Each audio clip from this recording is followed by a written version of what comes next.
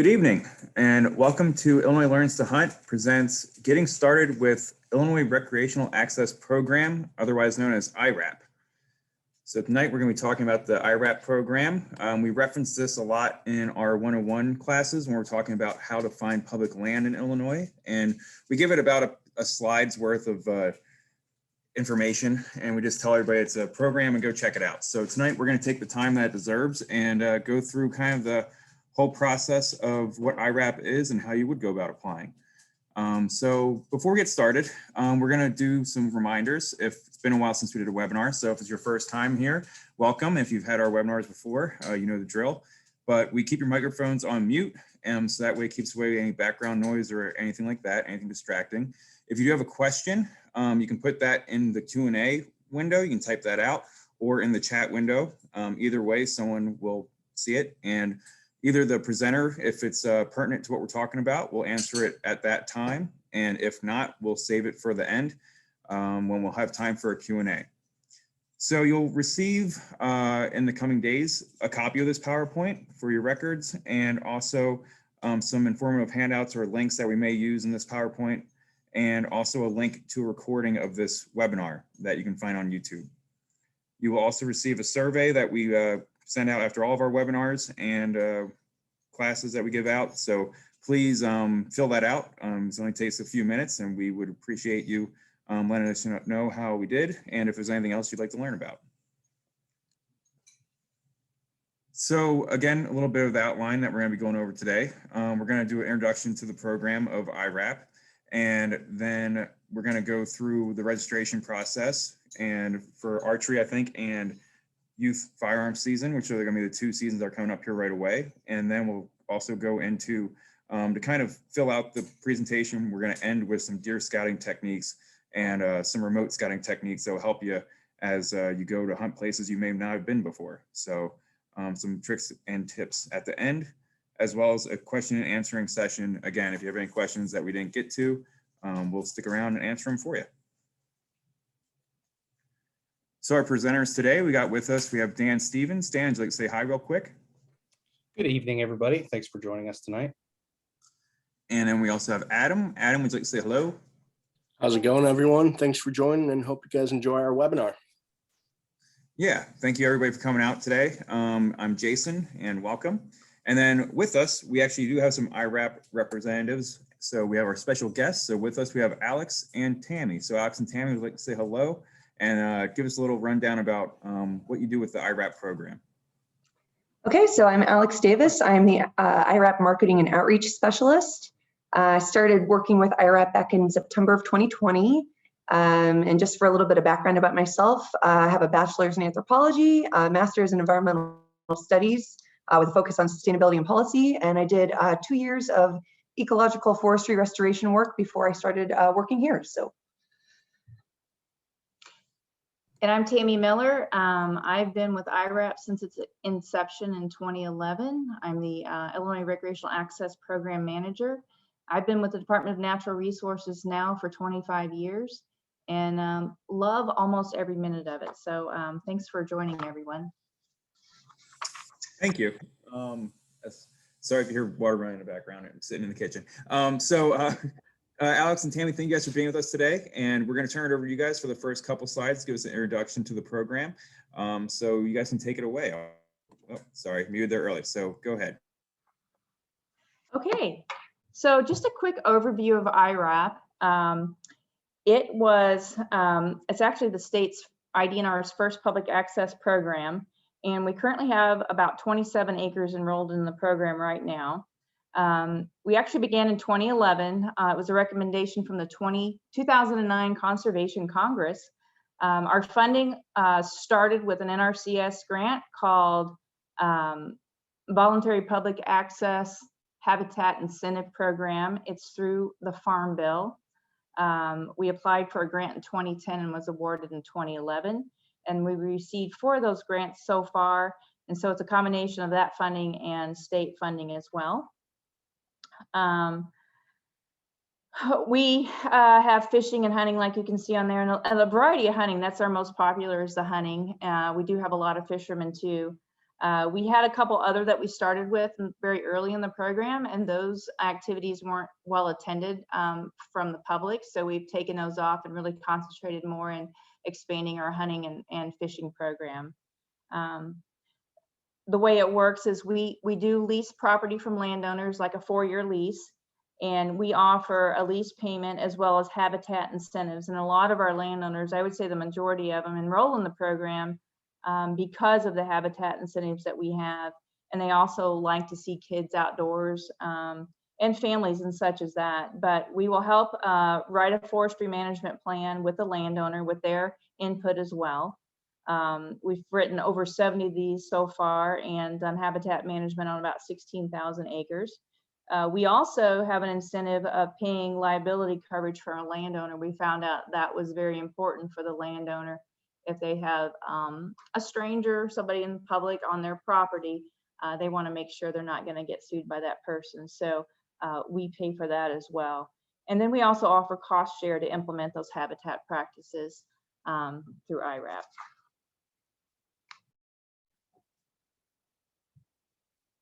All right, so why is IREP needed?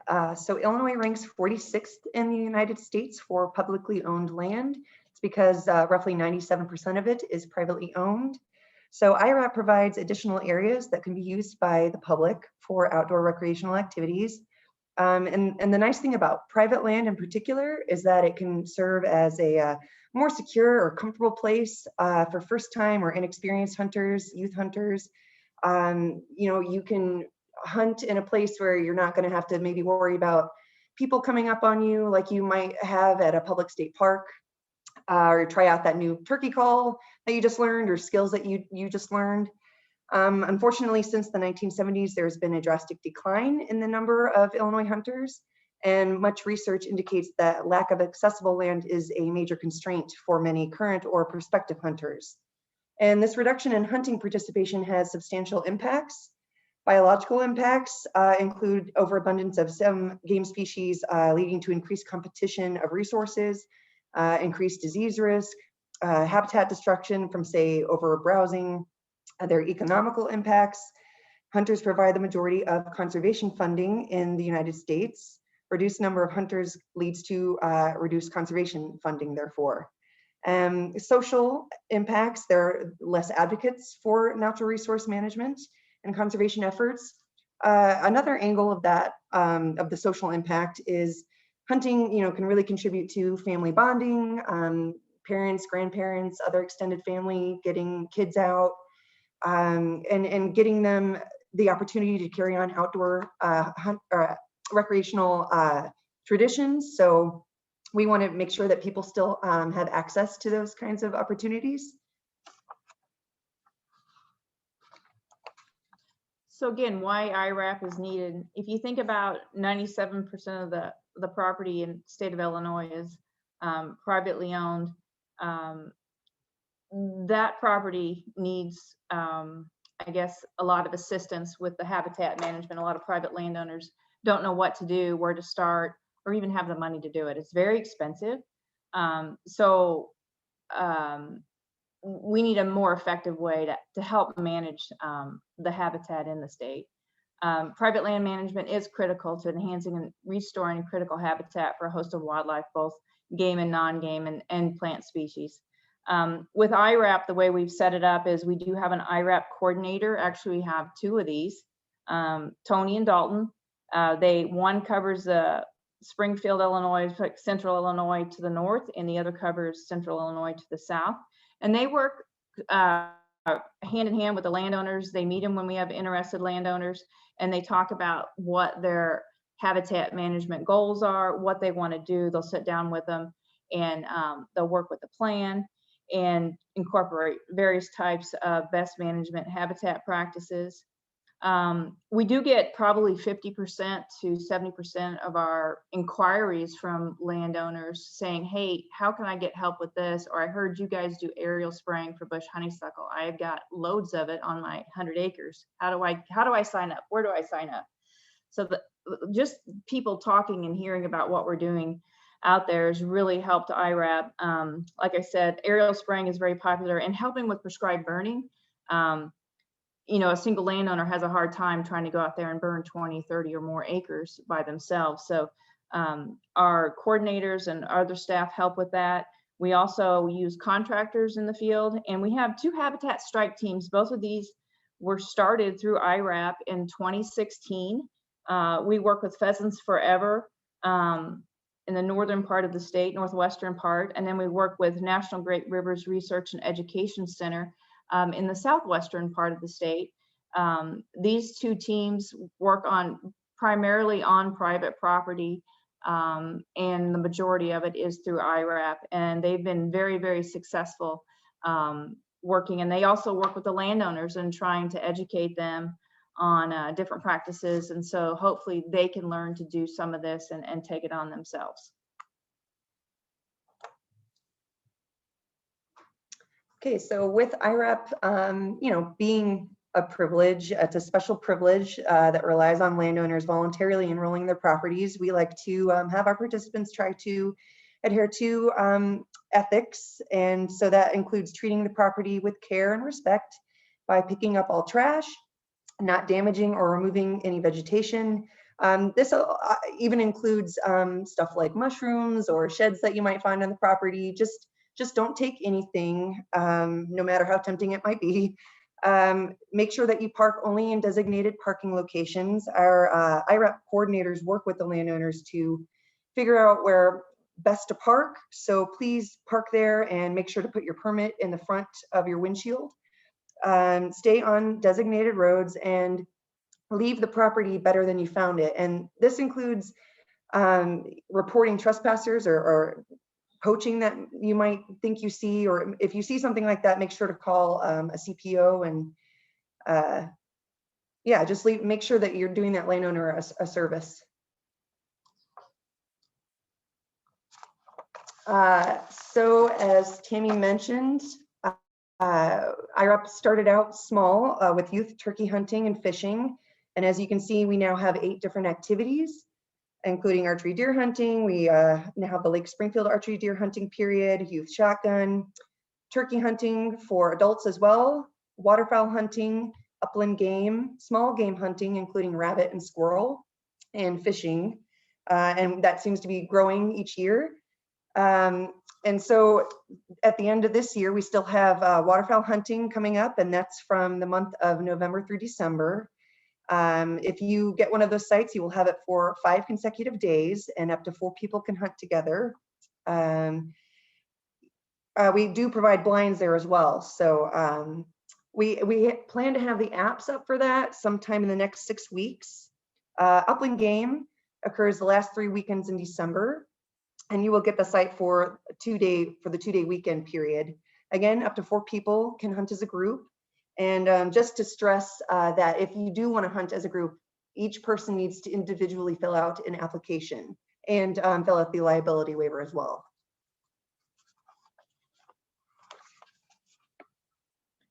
So as you can see by the maps, it's important when you are trying to find a place to hunt through IRAP is to look at each map. We do have several maps. This, for instance, is for our archery deer. And the counties do change because our landowners have the option of signing up, say, the first segment, October 1 through the 15th, and they may not sign up for the second segment, and they may sign up for the third. So you don't know. So whatever period or segment you want to apply for, make sure you look at that specific map.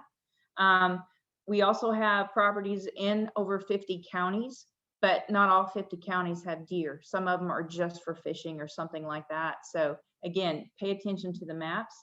And we do have a map for every activity. They're not always online year round because we're signing up landowners year round. So for instance, archery deer, we have the maps up July 1st, and that's all the landowners we've signed up to that date, and then we don't sign up anymore. So we can make sure our maps are as current as possible. You see the website there to go to the archery deer, our IRAP archery deer site, and you can see the maps there. We continue to expand in archery deer. We have 323 sites available in the 39 counties. And each site is a little bit different. Some are bigger than others, some may be 20 acres. Majority of them average about 40 acres, some might be 60 or 80 acres. And then also, what you won't see a site-specific map on there. What we do is we keep the information private until we have your application and you've been chosen in the lottery for a site.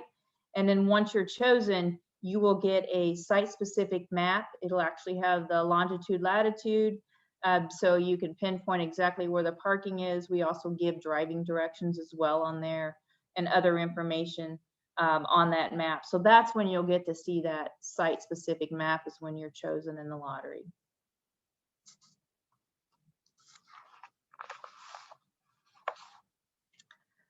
So we do IRAP. There's two different ways to become involved in IRAP and to hunt or fish on IRAP property.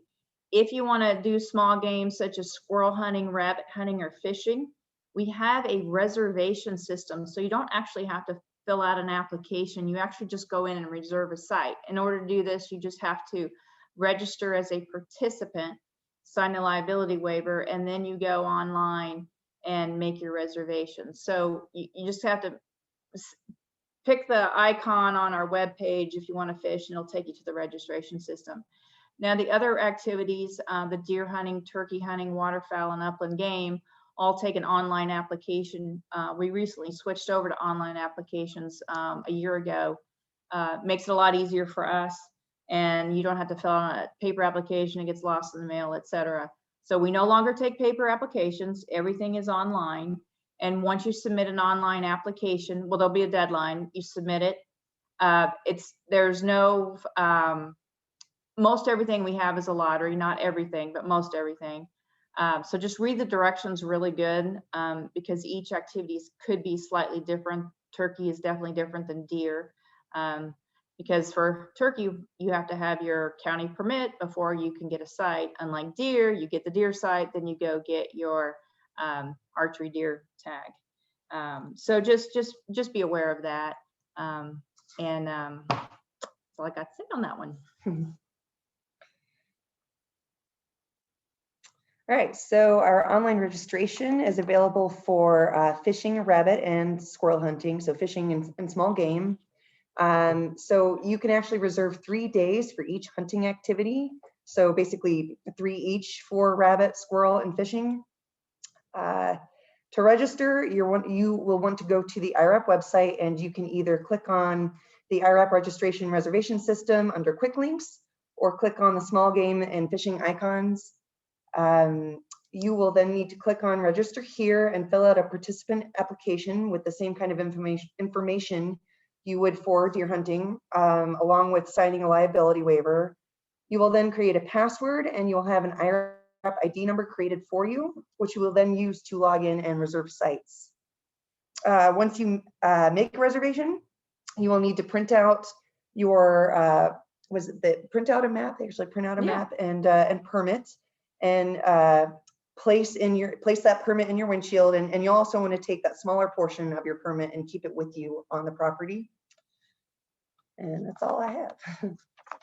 So when you get it, I'll just add real quick, when you get a permit through the online reservation system or through the application way, you get a permit in the mail, and the top 2/3 is actually, you tear it apart and that goes in your windshield. So the landowner or CPO, because we do give CPOs all the hunters and where they're located at, they will know that you have permission to be there, and then you carry the small card on your person. I'm gonna turn it back over to Alex. All right. So with archery deer hunting, again, it's hunting private or property that's been leased from private landowners. Any licensed deer hunter, so Illinois resident or non-resident, who has completed their hunter safety course, if required, and if required, would apply to anyone born on or after January 1st, 1980. You have to have your hunter safety certification. And anyone who complies with all Illinois hunting laws. Preference may be given to youth, first-time hunters, and those who are currently or have served in the U.S. military. And we do this because we really want to do our best to recruit new hunters. to the sport. And we also want to keep people hunting. We want to get them inspired to do it again. And when you can hunt, there are 3 different hunting periods. So you will have 15 or 16 days to hunt on your assigned site. The first period is from October 1st through the 15th. Second is October 16th through the 31st. And then the third period is in December from the 16th to the 31st. And I might add, you also scout during these periods. So there's no scouting prior to your assigned deer hunting period. You need to scout within those 15 or 16 days. So we do have that question a lot. So just be prepared to take some time off work or school or whatever and do your scouting and then go harvest your deer.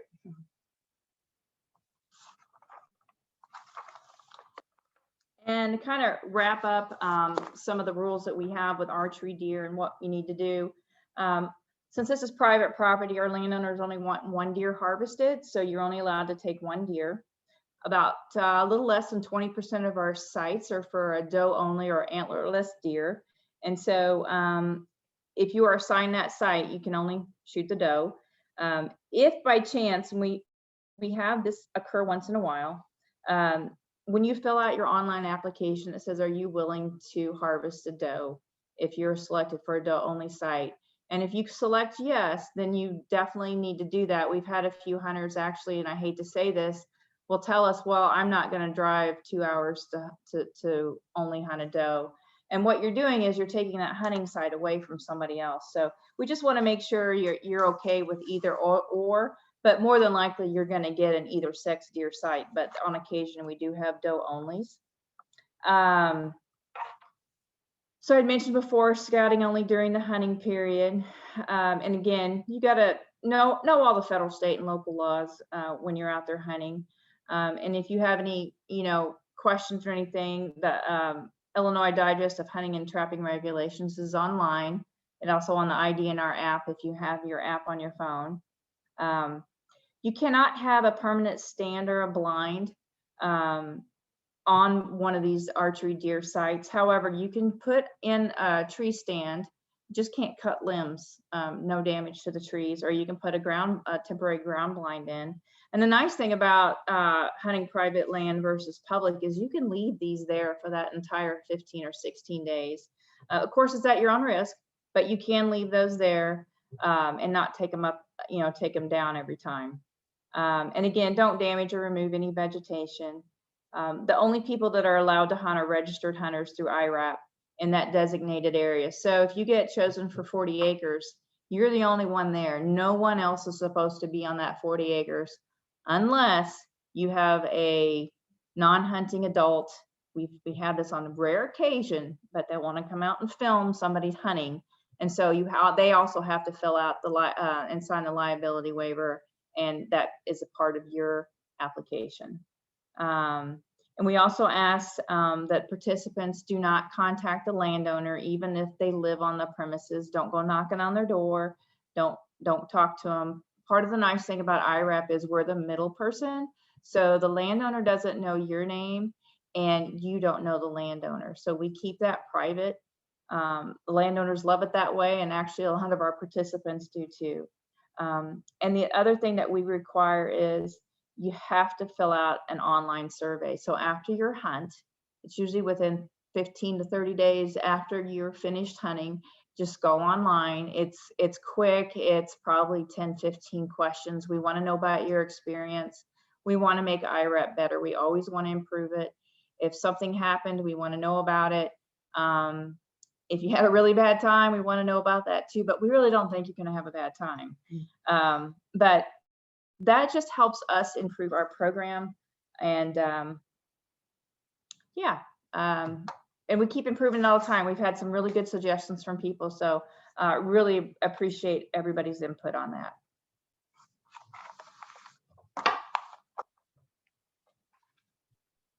Perfect. Well, thanks, Alex and Tammy, for that nice run through on the kind of a quick overview of the IRAP program.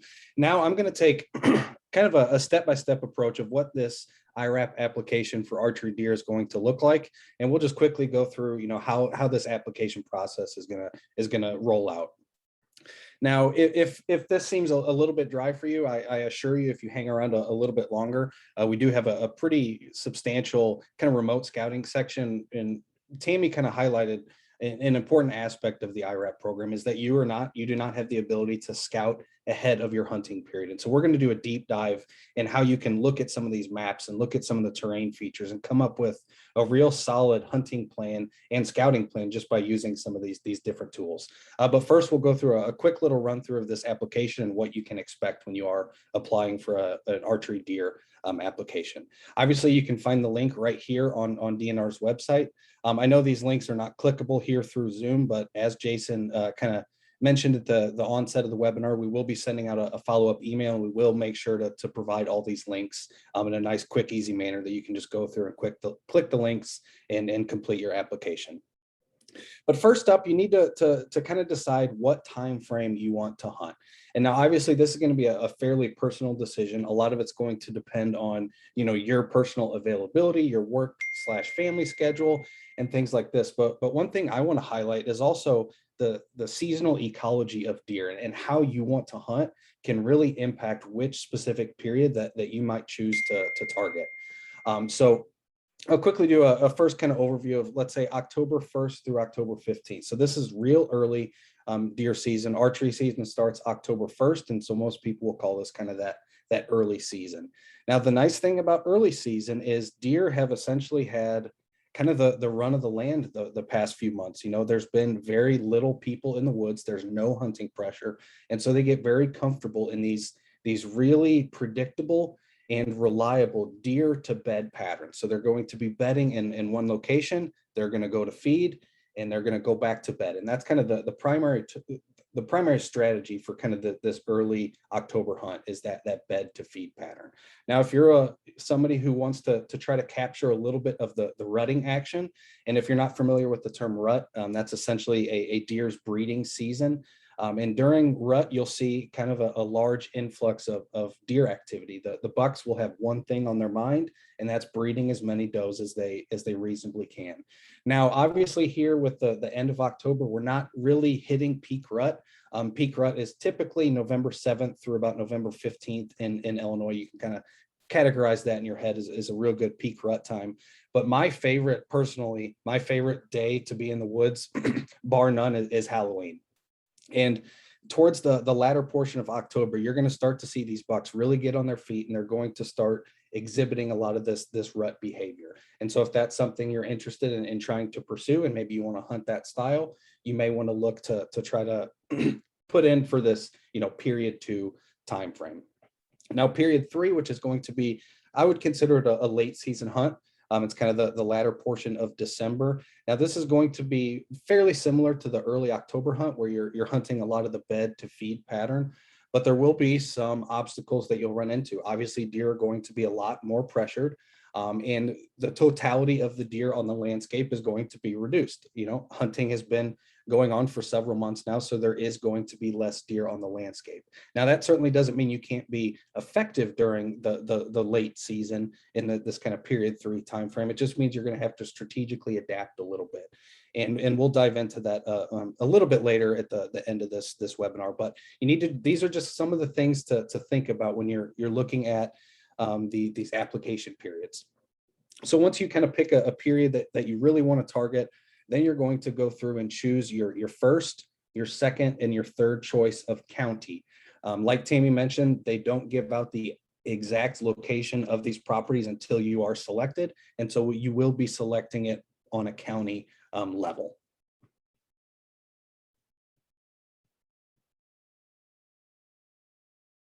And so after you go through that and you click on the application link, this is the application that's gonna pop up.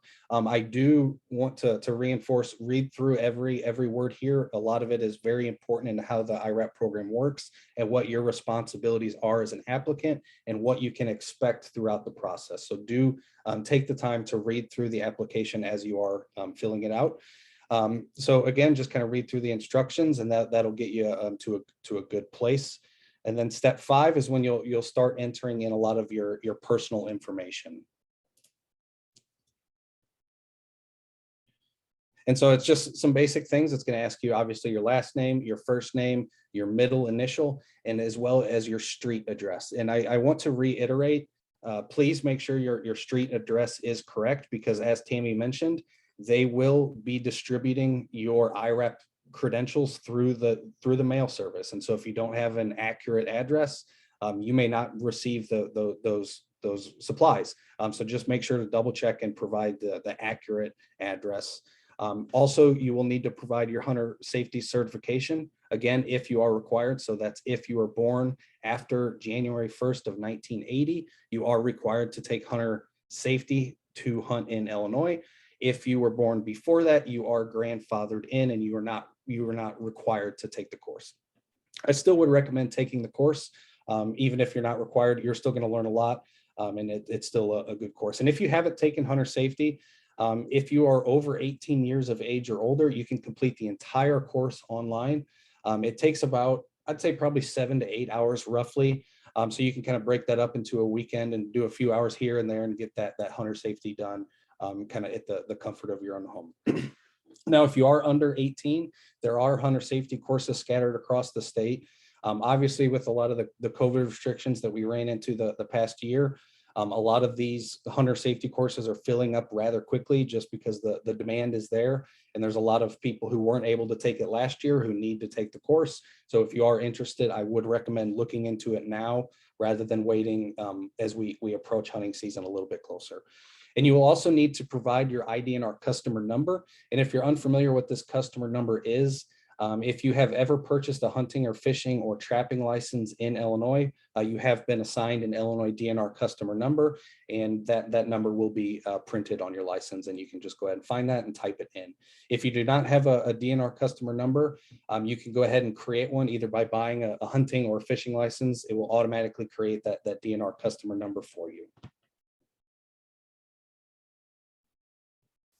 And then step 6, this is where a lot of your early kind of brainstorming and thought process comes into play. This is where you're going to input the period that you would like to hunt, and also your 3 choices for county. So obviously your first county choice is going to be your highest priority county, followed by the second, and followed by the third. And then obviously answer yes or no to, are you an active military member or veteran? And as Tammy mentioned, they do oftentimes give preference to those who've served, also to youth, and also to first-time hunters.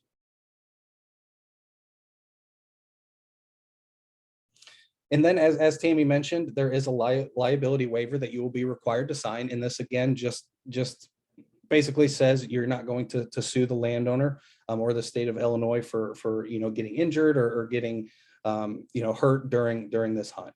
So I again recommend read through this entire waiver so you understand what you're signing.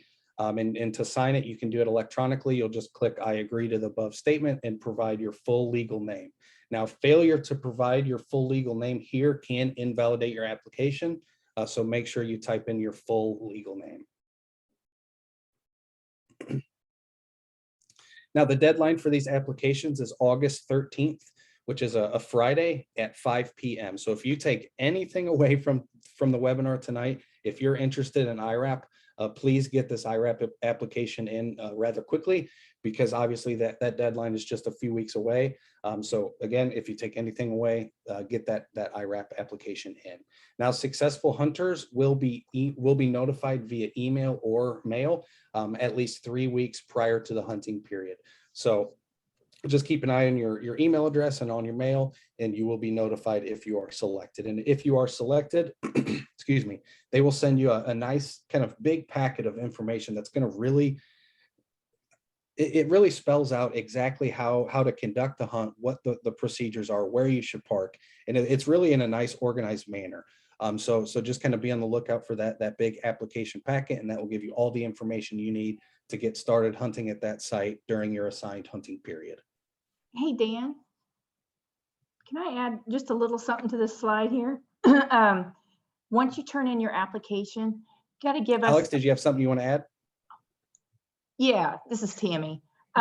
Just real quick, even though the deadline is Friday the 13th of August, or any of the deadlines for any of the IRAP opportunities, Jason, Give us some, can anybody hear me or did I drop out?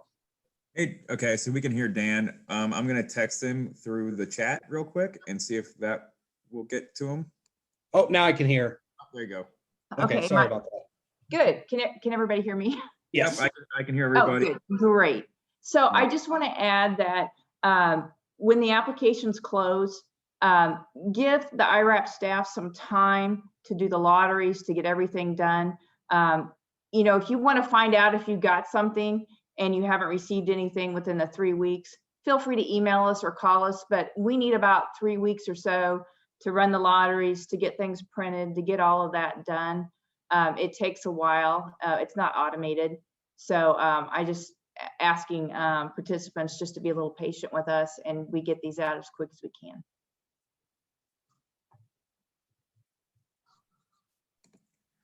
All right, Perfect. Thank you. thanks. Cool, I'll take over And from here. oh, go ahead, Jason. All right, good time for microphone issues. All right, so I'm just going to add on here with a little bit of the specifics of the youth shotgun program. The application process is very similar to what Dan just described. So you can find the link there, which again will provide you if you're interested in applying for the youth shotgun deer hunting. So the process again is very similar to the adult archery. The application is open from July 1st through August 13th at 5 p.m., just as Tammy just mentioned. And the youth shotgun deer season, instead of it being several days long, it's only a weekend. And instead of it being over 3 periods, it's just that one weekend. So it's Saturday to Monday, October 9th to 11th.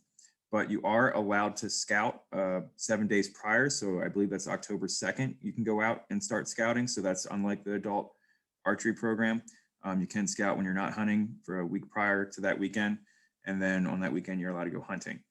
So currently there's about 61 youth shotgun deer sites over 27 counties. You can see the map there. And again, you can apply for the county.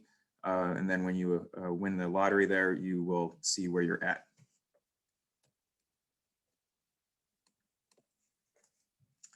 So requirements for this, it can be any youth that is a legal licensed hunter that is under 18 on the first day of the hunting weekend that they've applied for. And you are allowed to have you need to be with another adult who is 21 years of age as of the start of the hunting period. And you may bring an additional adult, so you're allowed 2 adults max to accompany the youth. And everybody has to have a valid IDNR youth shotgun deer hunting permit for the county in which they are applying for. And again, they have to fill out the online application, fill out the liability waivers, along with any of the non-hunting adult form. And the non-hunting adults also have to fill out a liability waiver. And once you're done your hunt, you must fill out that post-hunt survey. So that way you can apply again the following year. And then only successful applicants will be notified. I'm going to jump in real quick, Jason. Jason brought up a really important point on the youth permit, on the youth shotgun deer hunting. He mentioned that you are required to get a youth deer permit for that county. It's important to note that when you get selected for an IRAP hunt, whether it's deer archery, youth, waterfowl, you are not getting a tag for that hunt. You will need to go out and purchase your over-the-counter archery tag. Now those tags are statewide. There's no lottery for them, and you can just go in and get those tags. But just know that when you go through the IRAP program, you are not getting an additional deer tag to hunt with. You will still be required to purchase that regular deer tag. Yep. And just like Tammy said, I believe she said that you can apply for the IRAP first, and then when you get it, then you can go and get the over-the-counter tag at that point. You don't need it to apply.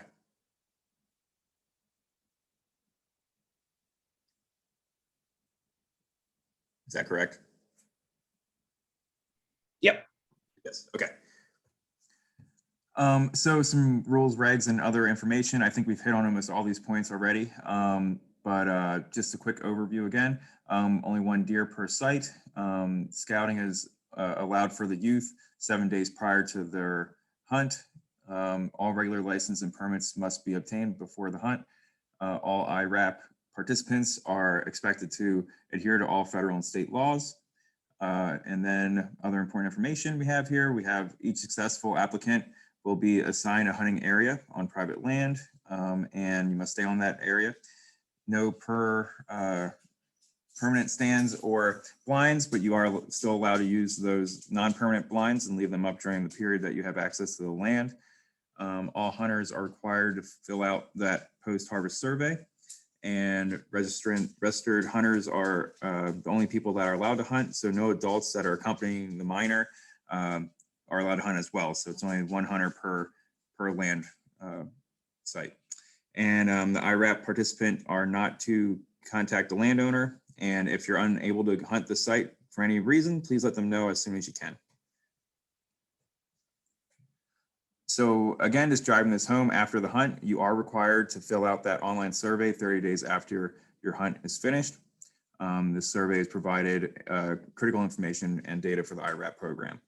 So it's very easy to fill out. They really have no excuses. Log on there and fill that out.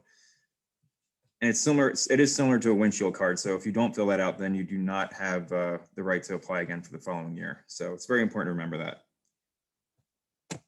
All right, I think Dan's going to start us off with remote scouting. Perfect. Thanks, Jason. And this is something we decided to put in this presentation because one of the things that can be a little bit frustrating about the IRAP program when you first learn about it is that you don't have the ability to scout ahead of your hunt. Now, obviously, with as large of a window as we have, either a 15-day hunt or a 16-day hunt, there's ample time to scout. But what we want to do is show some techniques that can allow you to get a quick overview of how you expect those animals to move on the landscape. There's a lot of tools that we have as kind of, let's say, modern day hunters. We have a lot of tools at our disposal that we can use to give us an advantage and to help us really understand and predict how we expect the wildlife to kind of move across the physical landscape.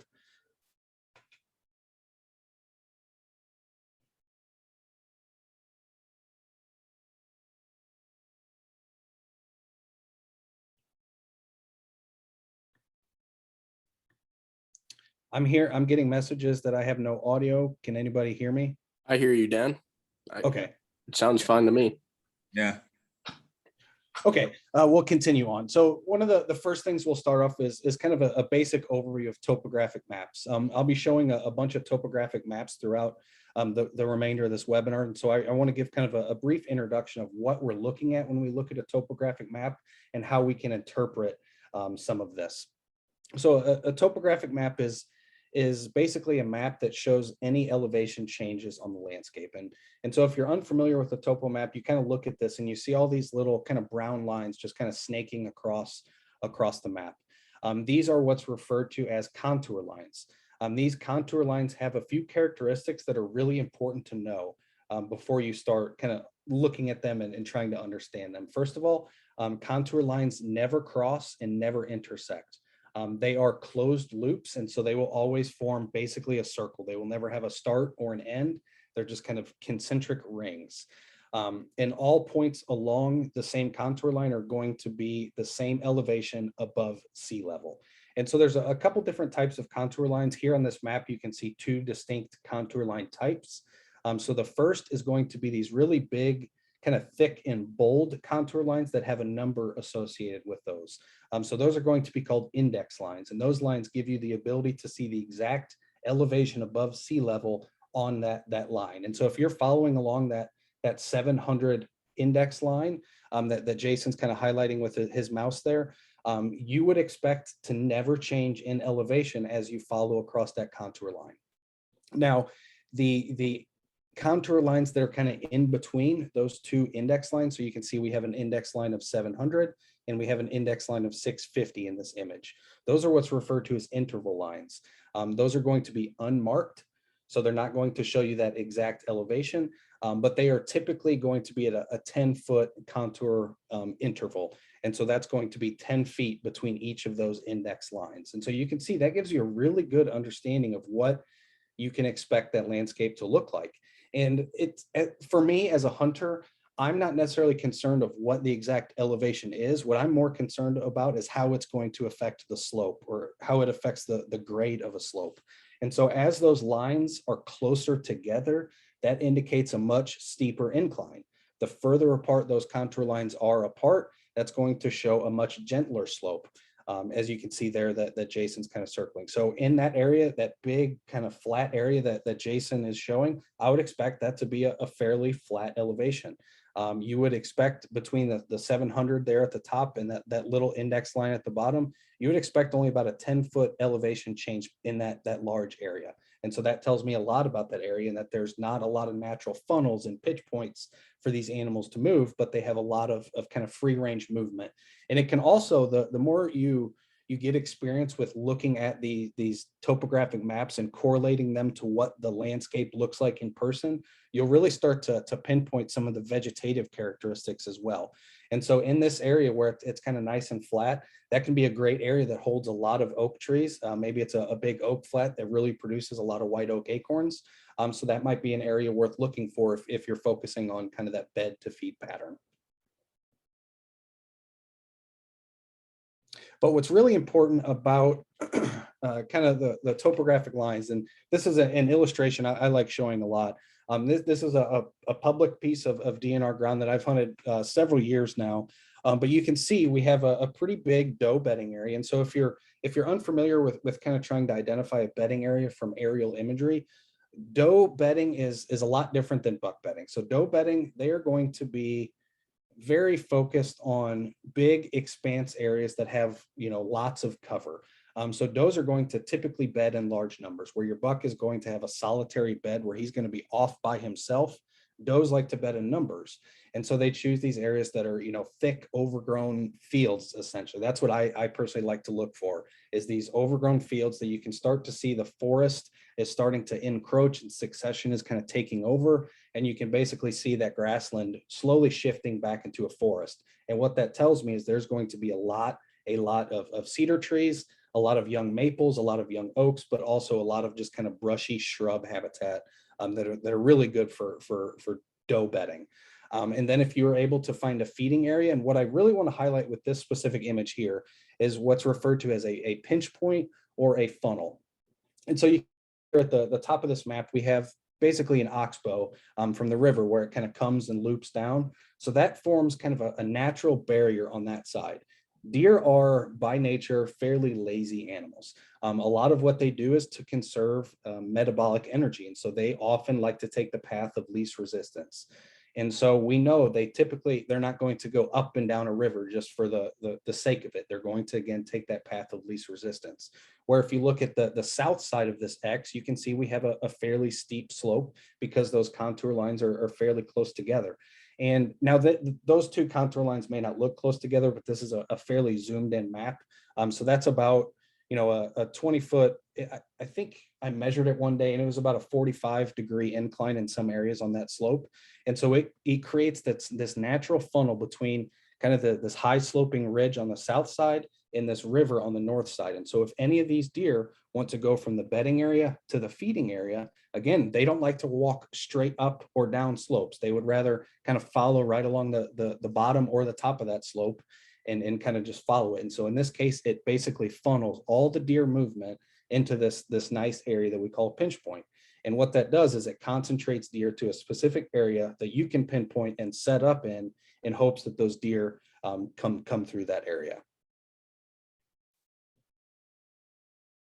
And so a little bit more about kind of deer bedding. I'm a big proponent of understanding deer bedding. I think if you have a solid understanding of how deer bed, why deer bed, where they do, and when they bed when they do, you will become one of the most successful hunters that you can be. Deer spend more time bedding than they do engaged in any other behavior. And so it's important for us as hunters to be able to understand why and where they kind of choose to lay. I did make an earlier statement that doe bedding is a lot different than buck bedding. And the first thing to know about doe bedding areas is that they are going to be easier for us as hunters to find than buck beds. So you can see here a pretty good illustration of a doe bed here at the top. These are areas that I find does bedding in very frequently in Illinois, especially on public land sites where there's a lot of prairie grass restoration going on. There's a lot of overgrown fence rows. You will find a lot of doe bedding in these areas. Now, buck bedding it's going to be a lot different. Bucks are going to change their strategies substantially throughout the year, especially as pressure starts to pick up. They will kind of move beds around, and typically a buck is going to have about 4 or 5 different bedding locations that he's going to choose with great care, and he's going to select a bed for a specific day, a lot of times based on weather conditions, based on terrain, based on pressure, and based on wind. And so when we're trying to focus on, let's say, buck bedding, I'm going to go over a few common examples of where you're likely to find buck beds. Again, this is certainly not a foolproof strategy. Every property is a little bit different, but this is what I have found to be substantially true in a lot of cases. Now, and this is where it comes back into understanding topographic maps a little bit. And so we can see here, looking at this map, right there where we have the 50 feet labeled for you. That's a pretty steep incline on the south side of that slope. And if you know anything about the south side of mountains or of slopes or hills in general, they oftentimes receive a lot more solar radiation for longer periods of the day. And that not only creates kind of a nice thermal bedding area that's going to be substantially warmer than other portions of the landscape, but it also impacts some of the vegetation communities that are present there. And they can be extremely productive during cold weather fronts. And so if you end up drawing maybe that late December period, and you're trying to find some buck bedding activity during that late December, and you get a real nice cold front, focus on some of these south facing slopes, and that'll really point you in the right direction.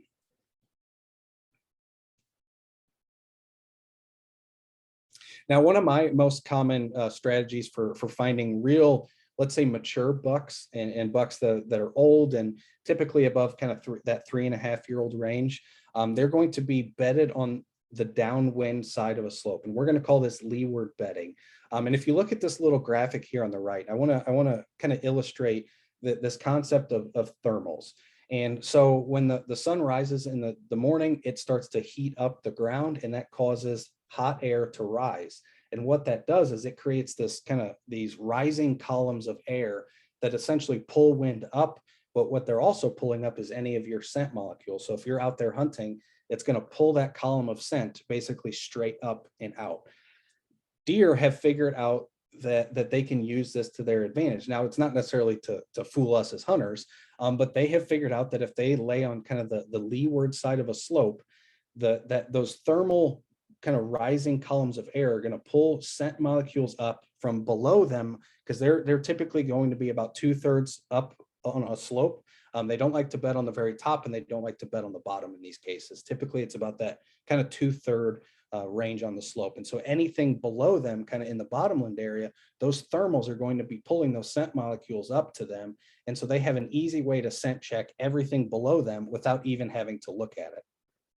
But if you notice in this graph, or in this graphic, you can see the wind direction is coming from the north. And so not only do they have these thermal columns of rising air pulling scent molecules up to them from the south, but they have this north wind that's blowing over top of the slope and pulling any scent molecules that are from any predator that's on the north side of that slope. And so in an area like this, they have a real advantage. They can sit in that spot, they can look forward, and they can monitor basically everything that's coming from any direction, whether it's by seeing, by hearing, or more importantly, by smelling.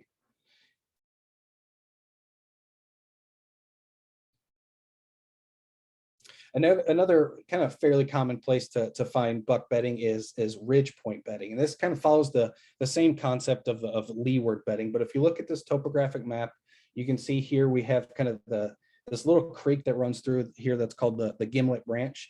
And if you look at the south side of that creek, you see these real thick index contour lines. And so in this case, those happen to be the very top of the ridge.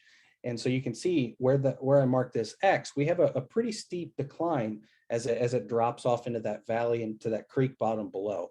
And a buck in this case, they always want to have the wind blowing from kind of the south in this case, because he's going to be laying on that ridge point, looking down into the bottomland and monitoring it for any predators that may be trying to sneak up that way. But now he also has everything behind him covered. because he's got this big column of, wind pushing any scent molecules to him from behind. And he's also, in this case, has some pretty substantial slopes on either the right or the left that are also pulling up those scents. And in front of him, he's basically monitoring those thermals, just like he would be in a leeward bedding scenario, is that those rising columns of air are going to pull any scent molecule straight up that slope directly to him. And so anything in that drainage or that valley, he's not only has a visual on because he's facing that way, but he's also being able to scent check that whole thing. And so these are very common kind of buck bedding areas that you're likely to find. And so if you're having trouble, throughout the season and you just can't find, maybe you're really targeting a mature buck and that's your goal. Try some of these strategies, try to get in these areas and see if you can find an active buck bed. And if so, then that's kind of half the battle. And now the next step is to figure out where he's coming and where he's going from. And then you can really start to put a plan together. Now we're going to go through kind of a quick overview of what my personal strategy, and Adam and Jason are going to kind of jump in and throw out some of their thoughts as well. But my overall strategies for hunting these specific periods, like we mentioned, with the IREP program, you're not hunting November, which for a lot of people is kind of the holy grail in the whitetail woods. That's when, rut is really going, but there's some really good hunting to be had throughout October and December. And so we're just going to kind of do a quick rundown of what our strategies would be during each of these periods, in hopes that kind of can help, drive you and make some decisions for yourself. But early October, the first 3 or 4 weeks of the season or of the hunting period can be extremely productive, especially on IRAP sites, because these deer are not going to get pressured. If you draw a first period, you're going to be the first person out there, and you're going to be the only person out there for those first few weeks. And so my strategy would be to avoid pressuring those deer as much as possible.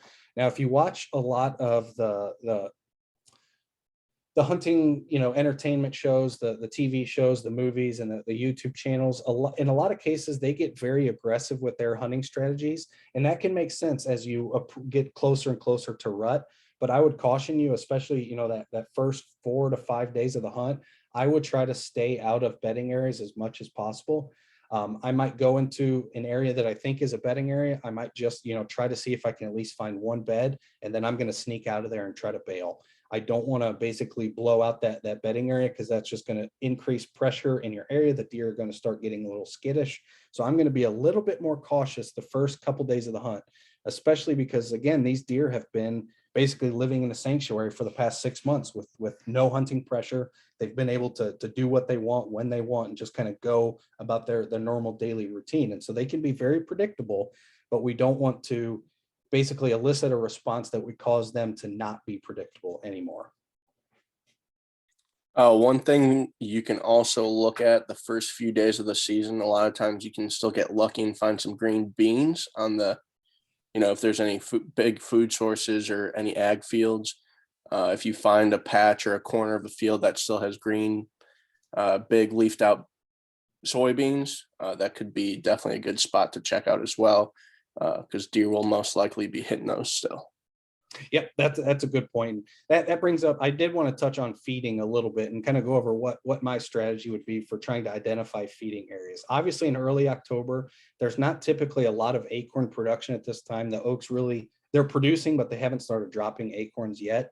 And so if you're in an area that has any agriculture near it, whether it's on the specific property that you're hunting or not, that will likely influence deer behavior to some extent. Deer have the ability to they can live in a standing cornfield the entire summer. They can get nutrition from eating the corn. They can get water from eating the corn. They can get water from the puddles that may form after a rainstorm. They can bed and feel very safe and secure in standing corn. And so if there is standing corn, or as Adam said, standing beans, that is going to impact what the deer are doing. And chances are they are going to be feeding on these agricultural row crops, if they are still obviously standing. Now, what I really like to focus on during early October is, again, this bed to feed pattern, but doing it in a way that, again, doesn't put a lot of pressure on the deer. I will take a more cautious approach, and if that requires me to hunt 6 or 7 days as opposed to 2, I am personally willing to make that sacrifice. I would like to stay out and kind of inch my way a little bit closer and closer and closer, rather than getting in there very aggressive and risking bumping those deer out of the area.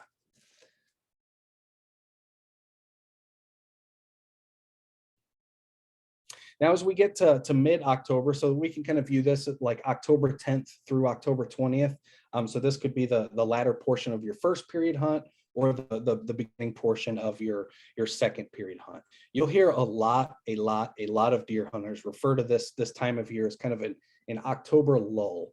And what that essentially means is, these deer have been pressure free for several months. Now they're getting pressured, and they will start to shift their behaviors to be a little bit more nocturnal. You'll notice this a lot more on heavily pressured public areas than you will specifically on Irap. However, you still, I bet you still will see some of this behavior. And my strategy for adjusting to this kind of October lull, I guess it's important to note, first of all, the deer activity doesn't decrease. They're still doing exactly they're still focusing on the same behaviors they were in early October.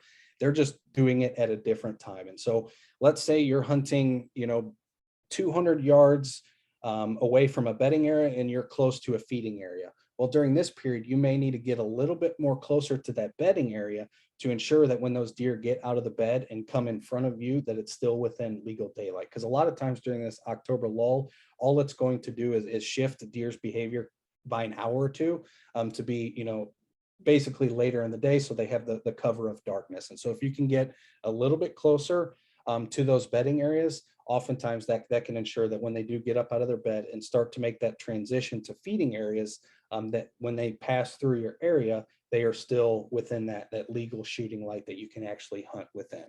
Another good option, especially if you're targeting bucks this time of year, kind of in the mid-October, is to focus on what people call staging areas.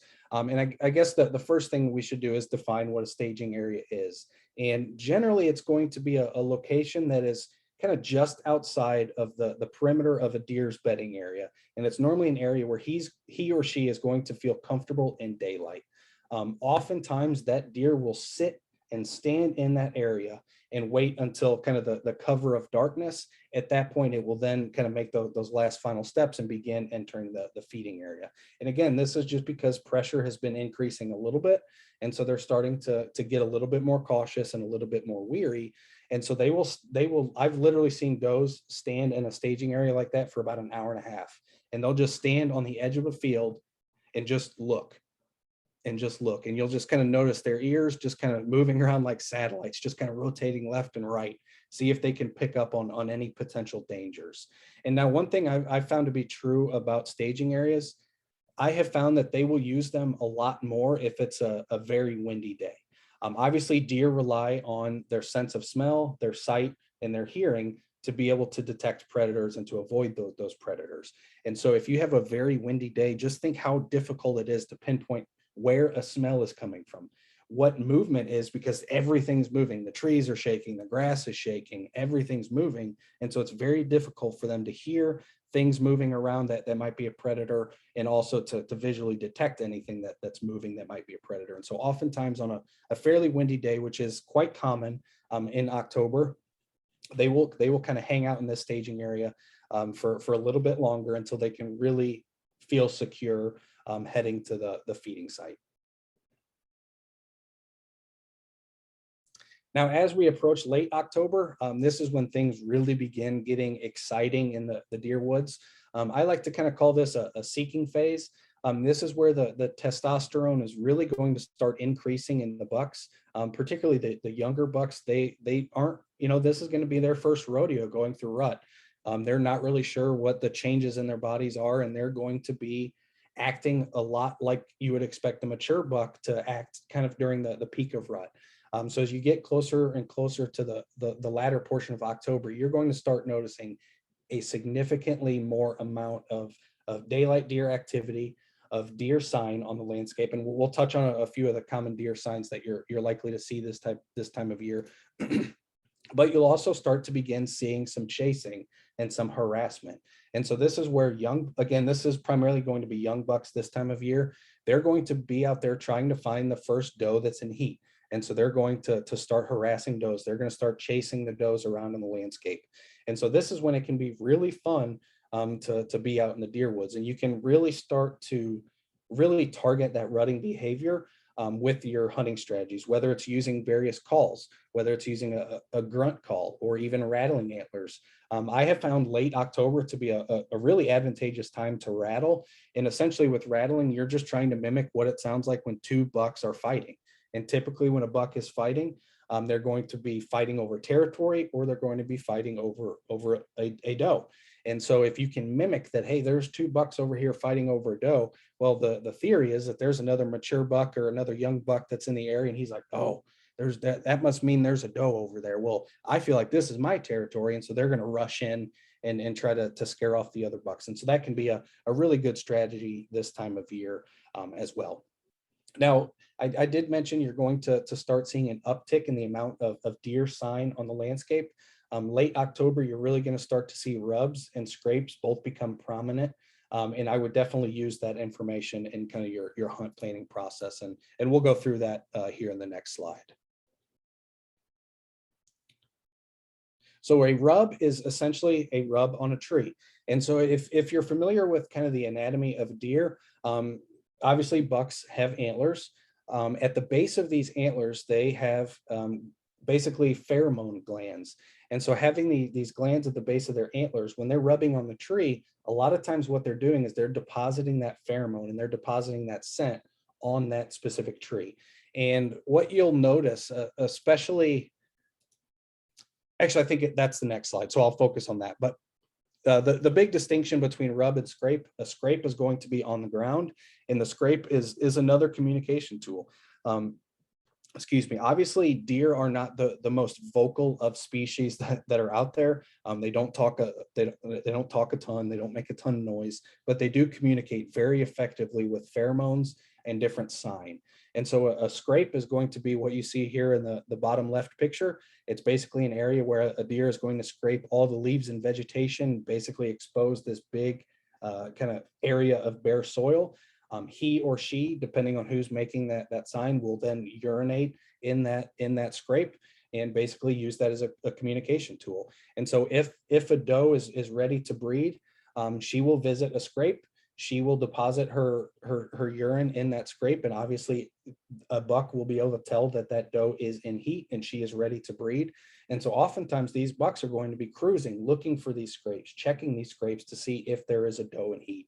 And so being able to find and locate where these scrapes and rubs are can be really advantageous, because not only does it again kind of show you where you would expect a buck to come, but typically a buck is going to make rubs or scrapes in his, let's say, in his core range. So a buck is going to have a core range that he views as kind of his dominant territory, his area, his home range. He's going to bed in it, he's going to sleep in it, and he's going to make rubs and scrapes inside of that core range. And so if you do find rubs and scrapes, that's going to indicate that you're likely in the ballpark. And what I like to do, especially with scrapes, and I will say this is more for IRAP hunting. I would actually put a trail camera on these rubs and on these scrapes and see when deer are checking them, when they're not. That can give you a lot of information about those specific animals that are using it, how they're using it, when they're using it, what specific deer are using it, and it can be really advantageous to you as a hunter. Hey, Dan. Yes. Not to get you too far off topic, but what do you do when you have like a trail camera out and you're watching one of these areas and then it's all nocturnal activity? Do you look for That's that? That's a great question, and that's one of the most, I would say, frustrating aspects of deer hunting is you finally get to a point where you're like, okay, I've predicted deer to be here. It looks, there's a lot of activity here. This would be a great spot to hunt. And like Jason said, you set up a trail camera and all you see is 2 a.m., 3 a.m., 4 a.m. pictures. What that tells me is you are probably not in a very, I'll just say a very good spot. Something about that area is causing those deer to visit it nocturnally, whether it's the distance between their bedding and their feeding sites, maybe it's just so far from bedding and feeding that, you know, by the time they make that route, it's really late. Or maybe it's due to the cover of the area. Maybe it's too open and they don't feel secure moving through this area during daylight. And so what that tells me is I will typically back out of an area like that. I might leave my cameras kind of monitoring it and just see if I start to pick up some more daylight activity, I might kind of revisit that hunting site. But typically, if I'm getting all nocturnal pictures just day in and day out at a specific site that looks like it should be, you know, or a specific spot that just looks like it should be unbelievable, I will start to shift my efforts elsewhere. Because unfortunately, you can't really make deer get out of bed early. They're like teenagers. You just can't do it. You have something to add, Adam? I was just going to say that, yeah, you can learn a lot from that, and you can really, it's really beneficial to make sure your cameras are set to the proper time and date, just so you can actually see. Because if you, let's say, for example, put a trail camera up on, you know, in a corner of a field, and you see that deer is frequently coming into that area, you know, 10, 15, 20 minutes just after dark, and you know which direction he's coming from because he or she keeps crossing the camera from, you know, left to right or right to left, that can also indicate to where that deer is coming from and maybe point you to a better spot where you should set up. Because most likely that deer is getting up before dark, but like you said, not getting to that destination till, you know, after dark. So you can probably, you know, set a game plan to move closer, you know, of course, surveying everything. If, you know, if it's a big bedding area that you don't want to mess up, you know, you might have to just try to get a little bit closer, but not too close. It's all situational, but you can definitely learn a lot. And then Matt asked the question, is it worth, do we put trail cameras up on IRAP sites? So since you're only there for a few weeks, is it worth going through that with the scouting process, you guys think? That's a great question. And for me, I will say I live in Champaign County. And if you look back to the IRAP site maps of where some of the deer archery sites are, you'll notice there's not a lot, you know, in my exact vicinity. And I did hunt IRAP with my wife last year. She drew a permit, and it was about an 1.5 to 2 hour drive to the specific site. And we did use trail cameras on the site. And one big advantage it gave us personally is that increases our scouting and output time without having to make those necessary trips. And so we were, you know, if it's a close, you know, 10, 15-minute drive, I would be out there scouting a lot more on foot. And I would actually do what I call reconnaissance hunts, where, you know, we might set up on the edge of a field. You know, obviously we're going to carry our bow and be in a hunting scenario, but we're not going out there with the necessary purpose of harvesting a deer tonight. What I like to do on these reconnaissance hunts is get in an area where I have a big expansive view of an area that I think deer are moving through, and I'll just sit back and watch. And I'll oftentimes I'll even bring out my phone and mark on Google Earth or Onyx Hunt, which are some of the other kind of mapping software you can use, and just kind of say, okay, the deer are coming into the field from that corner. They leave the field from that corner. And so having the ability to do that can be, that is far more beneficial than having trail cameras up. But trail cameras do give you a nice glimpse into what occurs when you're not there. So that's kind of up to you. And a lot of it depends on what your motivation is for hunting. If you like the aspect of trying to get out there and, you know, do it the kind of quote unquote rough style where you don't want to use a lot of these modern techniques, go right ahead. But also there's also a lot of people who are really focused on harvesting a specific mature buck. And so being able to use trail cameras to monitor these rubs and these scrapes and these feeding areas can show you if there's actually a mature buck that's making those rubs, or if it's kind of a younger buck that maybe you for some reason don't want to harvest. And so a lot of it again comes down to the situation of yourself and being able to travel and scout as much as possible, but also what your kind of motivation is for hunting. We have a good question here. When is the best time to start mock scrapes? That's a great question. And so if we go back one slide real quick, Jason, just so we have kind of the picture of a scrape up. So what Joe is kind of referring to, a mock scrape is basically when a hunter goes out and creates what you see here in the left picture. I've actually had a ton of success with this the past few years.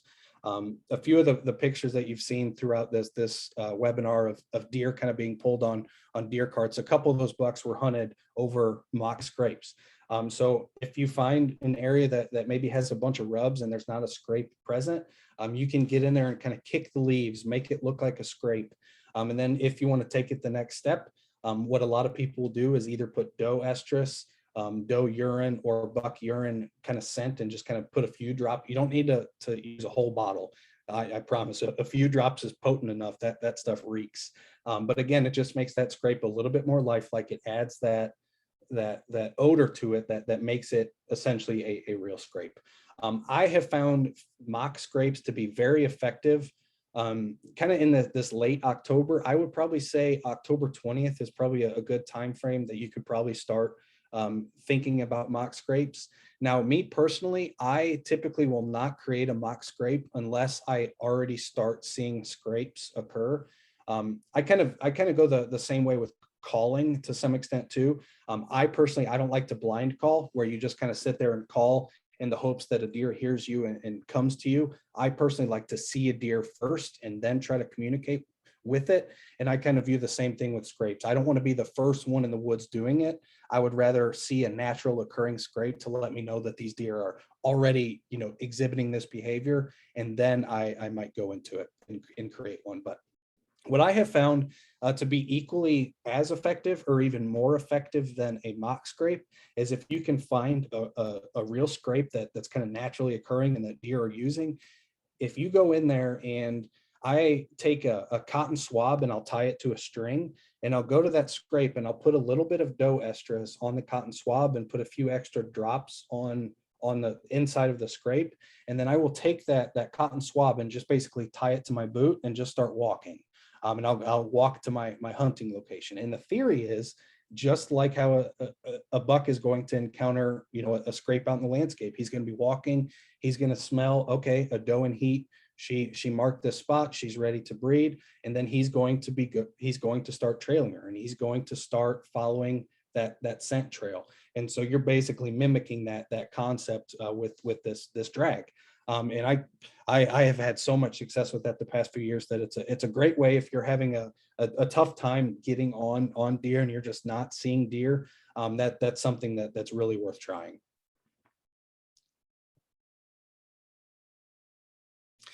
Now we'll go a little bit more into rubs. And now rubs, you will start to see, I personally start seeing rubs a little bit earlier than I see scrapes. I've seen rubs, as early as October, probably 5th or 10th. Now, they're certainly not the big rubs that the big mature bucks are making, but you will oftentimes start to see these kind of that mid-October, and they'll really start to peak as you get towards the end portion of October. But what's really important about rubs is to understand how deer use them, how they make them, and where they make them.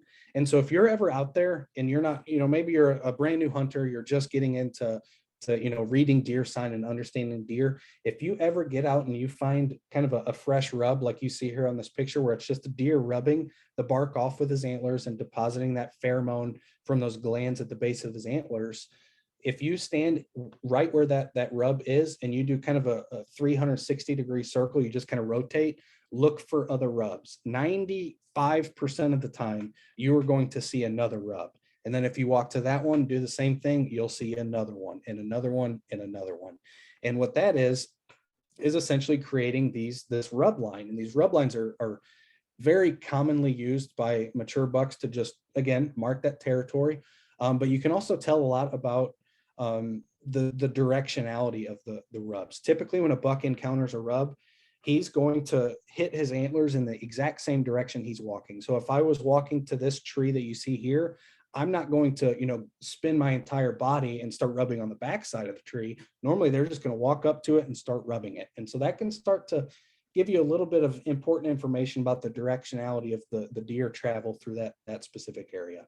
Now, trail cameras can be really advantageous for this, just to put on a rub line and see if they're still actively monitoring a rub line when they're monitoring it. Because again, a lot of times they are going to be checking these rubs in the middle of the night. That's why mature bucks get mature, is because they have these keen senses and these keen abilities to stay very nocturnal and to stay in thick cover. But rub lines can be a really good tool.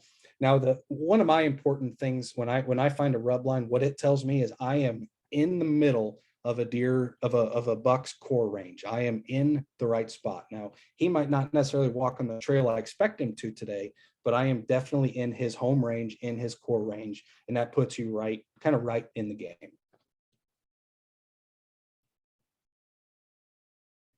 Now, a little bit more about kind of hunting over scrapes and rubs. It is important, again, I kind of just mentioned it, but there has been a lot of, I think the last paper I saw came out of the University of Georgia, but they did a fairly large study where they radio and GPS collared a bunch of mature bucks, and they just kind of let them go and watch their behavior. What they found is the majority of the time, these bucks are checking, the mature bucks especially, are checking scrapes and rubs between the hours of 2 a.m. and 3 a.m.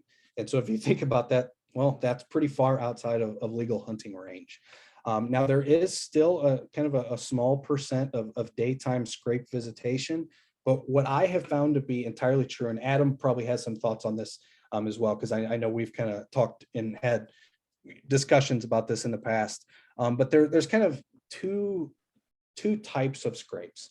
So there's what we call a primary scrape. So this is a huge scrape that's normally 5 to 10 feet across. It's just a giant scrape. And normally these are going to be in kind of the edges of a field. They're not going to be very secluded. And those are what's really going to be visited in the middle of the night. What I'm looking for if I want to actively hunt over a scrape is I'm looking for these smaller interior scrapes that are surrounded by real thick cover, thick vegetation. Maybe there's some terrain features that kind of hide that scrape a little bit more, where it gives a buck some level of comfort being able to visit that scrape during daylight hours. Yeah, I would definitely agree with you, Dan. Yeah, these big scrapes, kind of like the one in the picture here, we would call those community scrapes. That's like where every buck is going to come and look at those at some point every day, usually in the evening or at, during the nighttime. But you do, if you want to try and focus on areas like Dan said that are more secluded and kind of more in a buck's own kind of like bedroom area, kind of his core range.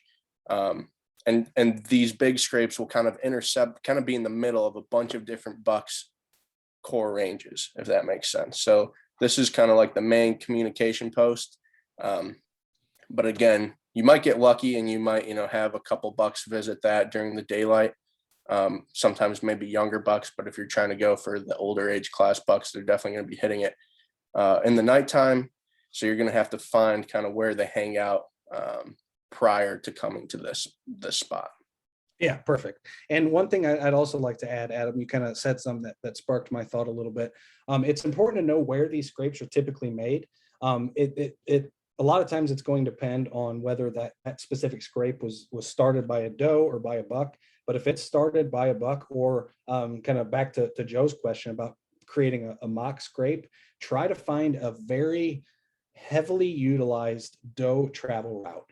And so constantly out in the landscape, deer are going to use the same pathways over and over, and it's going to be very evident. You're going to start to see what I call kind of cattle paths, where it just looks so beat down because it's been so used. If you typically a buck is going to put a scrape in an area where he expects does to be walking constantly, in the hope that when they're ready to breed, it's right there and they're going to mark it. And so those are the scrapes that I'm really looking for. Again, like Adam said, secluded, filled with cover, may have some terrain features highlighting them, and then something that's right adjacent to kind of a natural doe travel route. Now, to kind of sum up this, let's say this late October type season, you can kind of sum it up into one thing. Obviously, you can still focus on that kind of bed to feed pattern a little bit that you focused on in kind of early to mid October. But if you're really interested in trying to get that, that pre-rut buck, what I would focus on is finding a doe bedding area and get on the downwind side. not only are bucks going to be searching scrapes, searching rubs, searching feeding areas, but they are constantly going to be cruising on the downwind side of a bedding area, of a doe bedding area, in the hopes that there is a doe in there that is in heat and is in estrus and is ready to breed. And so this gives him a real quick way to just skirt the doe bedding area, not disturb the does, and just have that wind blow any scent molecules to him. He can quickly check, okay, I don't smell any doe in estrus, and he's going to carry on to another doe bedding area to do whatever else he's going to do. So I really like to, in kind of this late October, I like to focus on these downwind side of bedding areas. I want to be outside of the bedding area so that I'm not spooking the does, and I want to make sure my wind is not blowing, obviously, to the does. And in this specific example here, you can see we have, similar to what I described earlier, this overgrown field that it basically looks like an old prairie that's starting to turn back to a forest. That tells me that's going to be a pretty substantial doe bedding area, likely. In this example is, I know Jason hunted near this site a couple years or last year too, and there's always, you know, half dozen to a dozen does bedding in this pretty regularly. And so it's common just to see these bucks skirt on the downwind side of that bedding area as they just slowly scent check it and then go about their way. And so setting up on that downwind side, you have the option to capture them, or not to capture them, but to get a good shot and get a good opportunity at a shot when they're kind of cruising on that downwind side.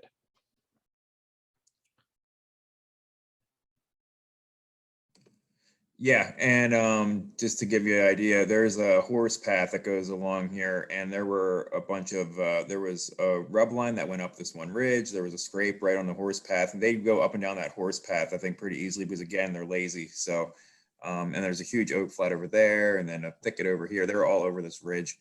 So tons of sign. Sometimes you have too much sign.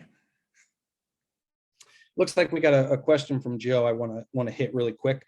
So what if you're hunting next to a bedding area? Are evening hunts better than going early morning and spooking them?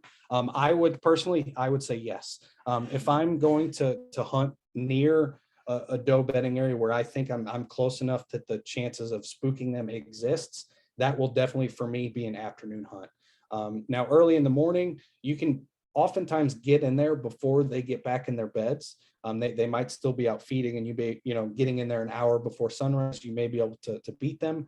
But I don't like to take that chance. I will try everything I can to avoid blowing out a bedding area.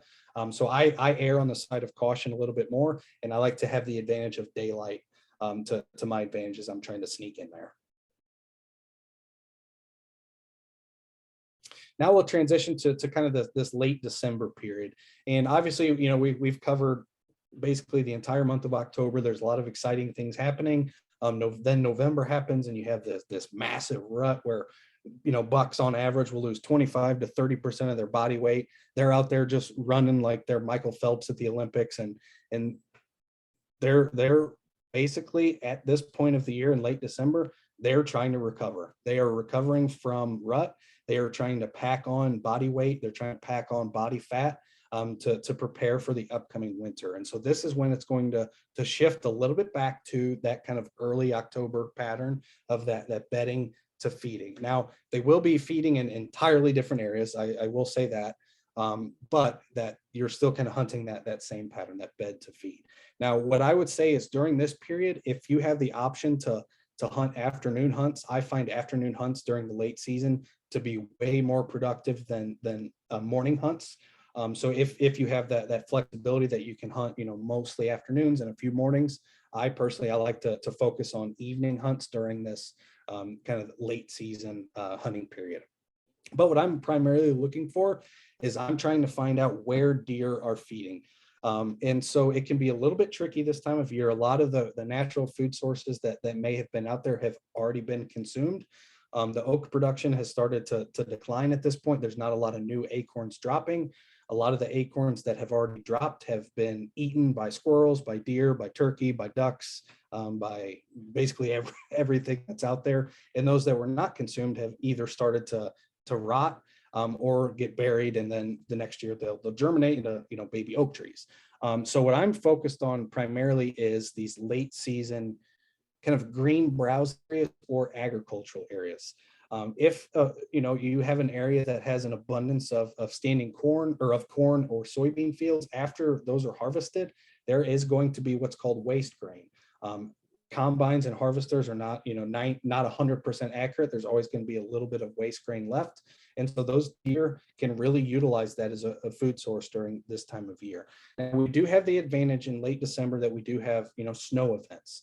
And what I would say is if you draw a late season period, if you have a snow event, I would do everything in your power to try to be able to hunt either that day or the day after. Because what that's going to give you the advantage of is to see in real time where these deer have been moving in the past, 12 to 24 hours. And you can really start to pinpoint where exactly they are feeding and where they are bedding.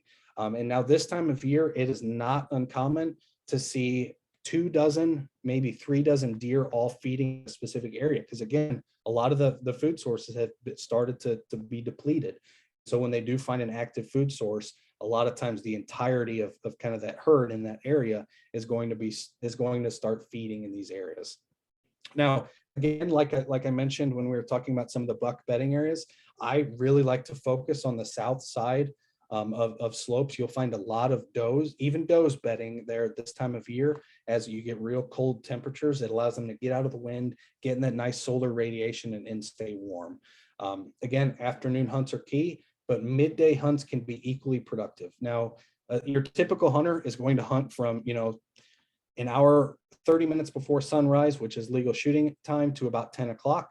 And then, they'll hunt from, 1:30 until the end of legal shooting light. But this time of year, kind of that middle time can be a very productive time to hunt, especially if you have real cold weather. You get a nice sunny, calm day where it gives deer a chance to get up, move, replenish. They will take advantage of that. So midday hunts can be king.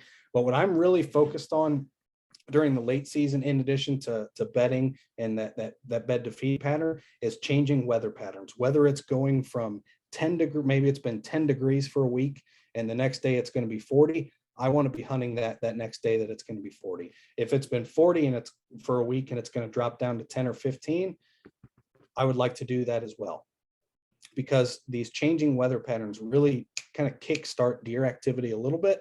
And so those are the things I'm kind of looking for during the late season. But late season is going to be a little bit tougher of a hunt. That's just the nature of the beast. Again, there are going to be less deer on the landscape. They've been hunted for a few months. They will have some pressure that's starting to build on them, and they will start to change their patterns a little bit. So scouting is going to be the most crucial aspect of a late season hunt, and trying to figure out what those deer are doing and where they're doing it. Looks like we have a question. I would love to hear the opinion of each panelist. Say you're a first-time hunter with the goal of just harvesting a deer. What time period would you apply for, and what would your approach be? That's a great question. I'll kind of go first. If I was, putting in for an IRAP and I didn't really have, a specific buck or deer in mind, and I'll say personally, I'm not necessarily a trophy hunter. I hunt to eat. I try to fill my freezer as much as I can, and I have found the first 5 days of October to be extremely effective at being able to get a doe on the ground.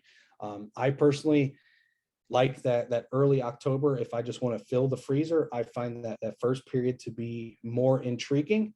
But I know, I guess Adam, how about you go? Oh, I guess I should say what my approach would be. Sorry, Adam. Oh, you're My good. approach would be, again, focus on that bed to feeding pattern. So I'm going to get in there. I'll look at topo maps and see if I can find any overgrown fields. I'll look at the terrain and see if I can find any areas that look like they're bedding. And my first morning, I will do what I call a reconnaissance hunt. I'll try to find an area where I think I can see a long way, and I'm just going to sit there and hunt that morning, see if I see anything. And then after, about 10:30, 11 o'clock is when I'll probably call that morning hunt, and I'll start to kind of wander around the property, start to scout a little bit and try to understand the lay of the land, and hope that I can find a bedding location and a feeding location. And then I'm going to try to get somewhere in the middle between the two and hope I can catch deer transitioning from each. Yeah, I would totally agree with that. I would also either pick either beginning or mid to end October. All of October is very good. Another key thing you can focus in on if the property has any water in the beginning of the season. A lot of times it could still be kind of hot during the day and then cool off pretty, to like nice mid to low 60s, high 50s in the evening. The deer will, always, water is an attractant throughout the whole deer season. Deer have to drink. So it's especially nice if you have water on the property beginning of the season when the deer are still hot, but I would definitely focus on that. Again, That actually brings up a really good point, Adam, that, October, the first week of October, you really don't have a good idea of the weather conditions. I know like last year, or this is either last year or the year before, but it was like 85 degrees on opening day. So you may want to think about that a little bit too. If you prefer. Now, personally, I said this a few minutes ago, I like to hunt to eat. So I typically won't go out if it's above, 65 degrees. That's kind of my personal cutoff, just because that's when you really, really run into a huge risk of contaminated and just degrading meat quality after you harvest that animal, especially with archery equipment. There usually is going to be a delay between the shot, when that animal dies, and when you are able to recover it, field dress it, and get it cooled off. So if that is of concern to you, you may want to focus on that latter portion of October, just because it gives you a little bit more flexibility. You can expect on average cooler temperatures. So that could be something to think about too. That's a good point. Yeah, for sure. But again, the bed to feed pattern, that would be definitely something you want to key on throughout the whole season as well. If you figure out where the bedding is and where they're going to feed, you're going to have a good season no matter which part of the season you get the property. And I should say, excuse me, and since you're only going to be hunting, a 40-acre unit, they may not be bedding on this specific property you're hunting on. And so you may not be able to find bedding.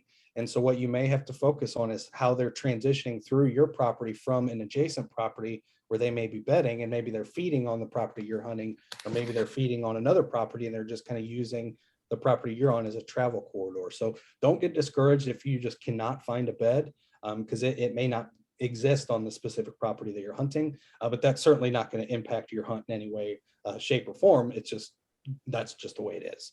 Yeah, for sure. And again, I would, as Dan mentioned a few times now, if I have never hunted an Irap property personally, but if I were to do it, I would heavily focus on those observation sits. Again, you have limited time for scouting, so I would just do a lot of online scouting on, topo maps like we covered before. Find what looks good on the topo map. Maybe mark a few areas that you want to just sit and just see what happens. Always have backup plans, because once you get there, they might just, be a super thick patch that you can't really get into, or maybe there's no good tree to, put a stand in, or whatever the reason may be.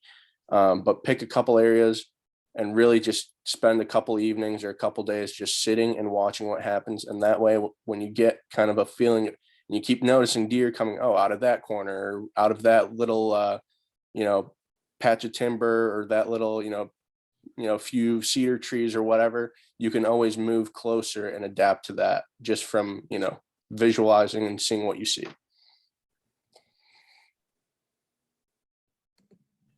Yeah, I don't have too much to add. I always enjoy a good field food resource in early October, and you see tons of does coming out. So I've had a lot of luck with that growing up in Pennsylvania on hedgerows, just watching just grass fields and see this herds of doe come out, and hopefully they get close to you. And then if you need to move, you move. So yeah.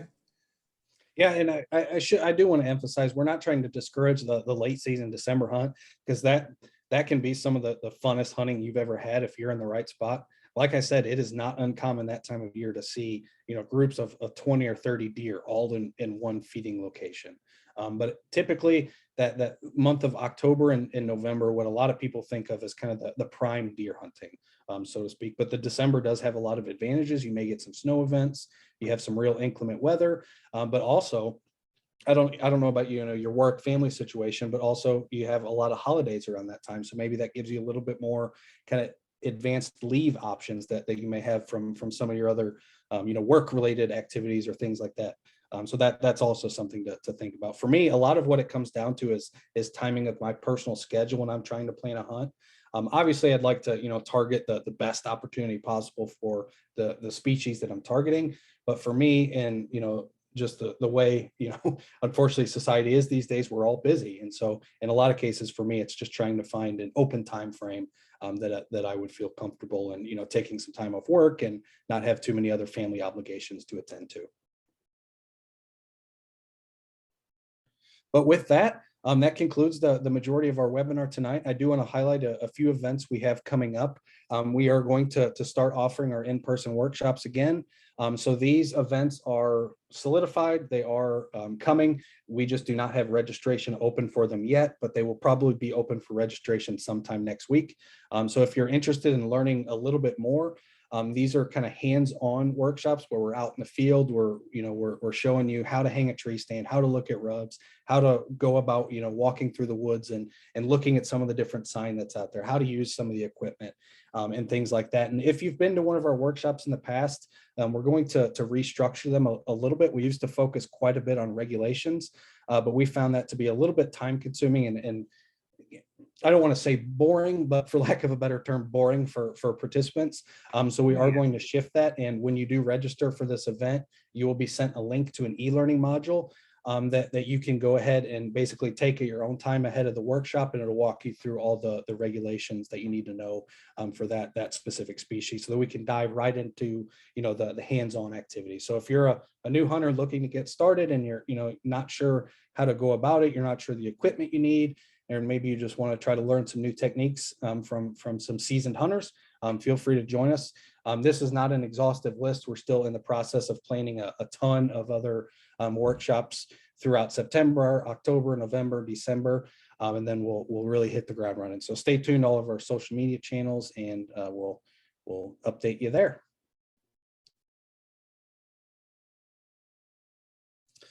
If you want to follow us on our social media channels, you can see our Facebook, Instagram, and YouTube link here. Like Jason mentioned, we will have a recording on YouTube of this webinar. It'll probably be uploaded tomorrow, I would imagine. So stay tuned for that if you join us late or something like that.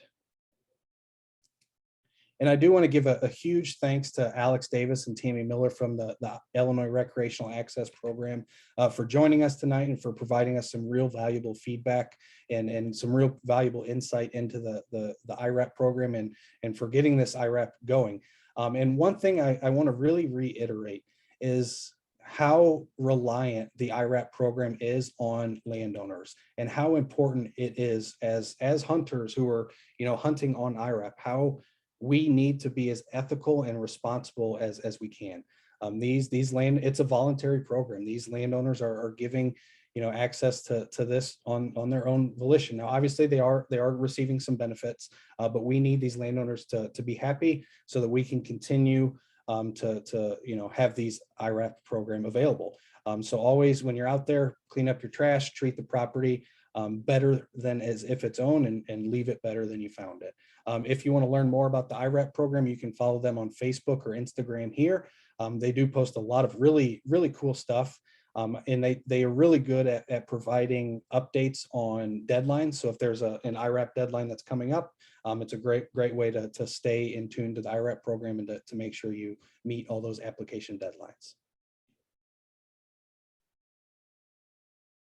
But with that, I think we'll stay around for 2 or 3 more minutes. I know we ran a little bit late. I apologize. But if you have any lasting questions, we'll try to get to those. But if you don't, to leave and shoot us an email if you do have any questions that come up later on, or reach out to the IRAP staff.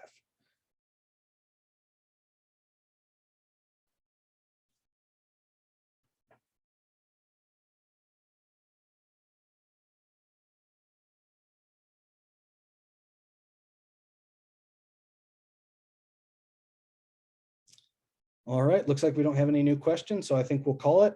Thanks again for joining us tonight, everybody. I hope you have a wonderful evening. And thanks again, Alex and Tammy. Thanks very much. It was our pleasure. All right. Have a great night, everybody. Thank you.